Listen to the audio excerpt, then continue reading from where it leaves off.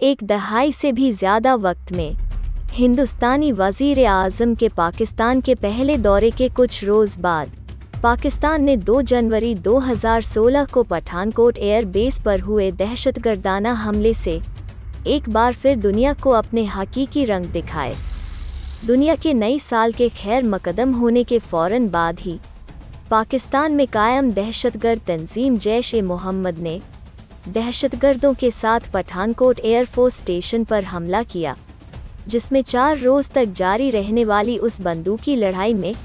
कम से कम 7 भारतीय हिफाजती एहलकारों और एक शहरी को हलाक कर दिया और दीगर अफराद को ज़ख्मी कर दिया गया था।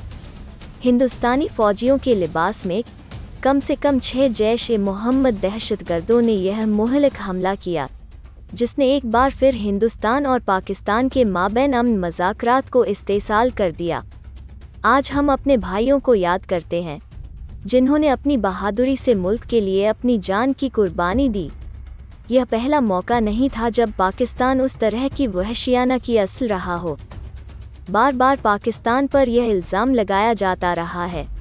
कि उसने दहशतगर्दी की उसकी बुनियादों पर सरपरस्ती की और उसे हदूद से बाहर फैलाने की भी कोशिश की। 4 साल और हिंदुस्तान के ज़रिए भेजे गए अनगिनत दस्तावेज़ों के बाद